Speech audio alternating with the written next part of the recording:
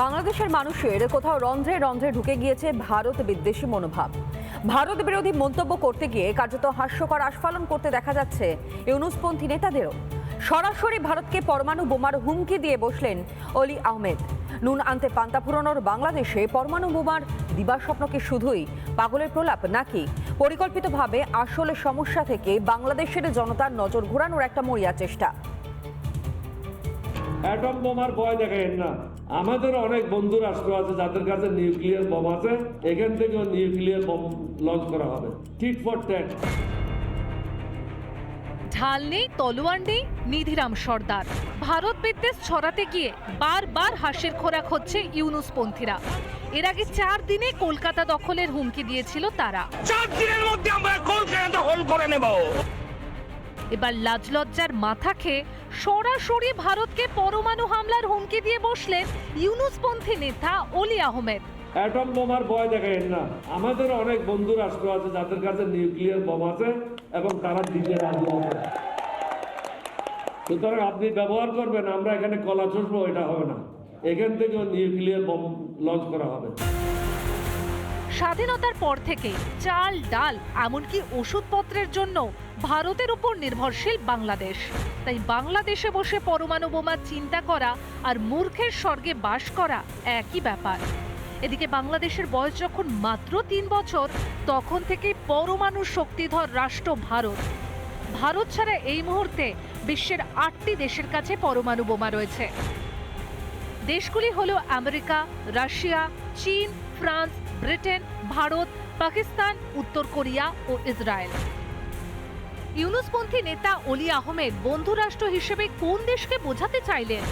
এত বছরে চীনের যেখানে সাহস হয়নি ভারতকে পরমাণু ধমকি দেওয়ার, সেখানে বোধবুদ্ধিহীন ইউনুসপন্থীরা পরমাণু বোমার ভয় দেখাচ্ছে ভারতকে।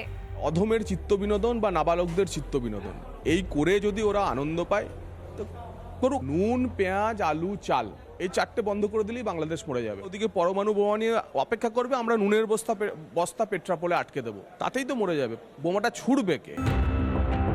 ইউনুসের ক্ষমতা দখলের পর থেকে বাংলাদেশের অর্থনীতি ভেঙে পড়েছে। মুদ্রাস্ফীতি ও মূল্যবৃদ্ধি দুটোই সীমা ছাড়াচ্ছে। তাই বাংলাদেশের জনতার নজর ঘোরাতে যুদ্ধজিগিরি ভরসা ইউনুসের। রিপাবলিক বাংলা। ইউনুসের বাংলাদেশে সন্ত্রাসবাদের দাপাদাপি। বাংলাদেশের মাদ্রাসাগুলি এখন সন্ত্রাসবাদী মগজ ধোলাইয়ের গবেষণাগার। প্রকাশ্যে আইসিস, আল কায়দার ধাঁচে জঙ্গি বার্তা দেওয়ার মহড়া দিচ্ছে যশোরের মাদ্রাসার ছাত্ররা। হারহিম করা ভিডিও দেখে আঁতকে উঠেছে গোটা বিশ্ব।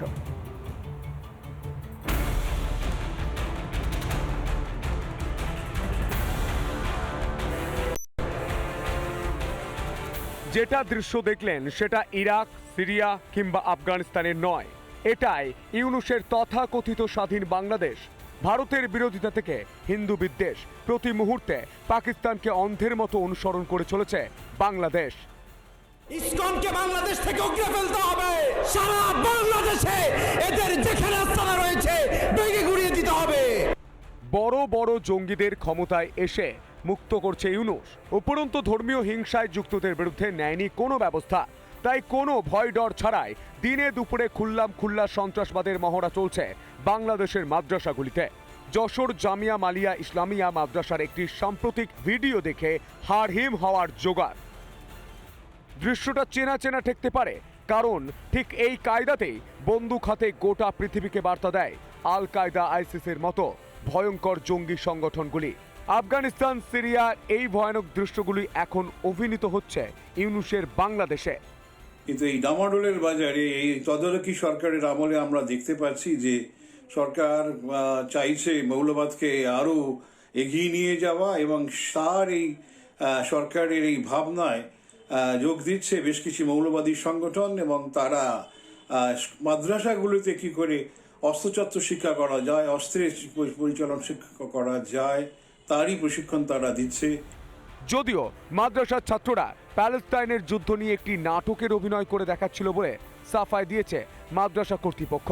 তবে নাটকের মধ্যেও কি এই ধরনের জেহাদি দৃশ্য পড়ুয়াদের দিয়ে অভিনয় করানো যায়? কাকে বোকা বানাচ্ছে ইউনুসপন্থী মৌলবাদীরা?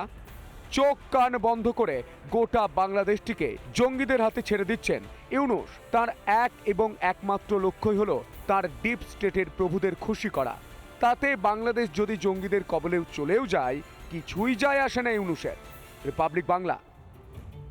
নানা ধরনের কন্টেন্ট দেখার জন্য লাইক করুন, শেয়ার করুন আমাদের ফেসবুক পেজ, সাবস্ক্রাইব করুন আমাদের ইউটিউব চ্যানেল। পাশাপাশি অন্যান্য ব্রেকিং নিউজের জন্য অবশ্যই চোখ রাখুন রিপাবলিক বাংলায়।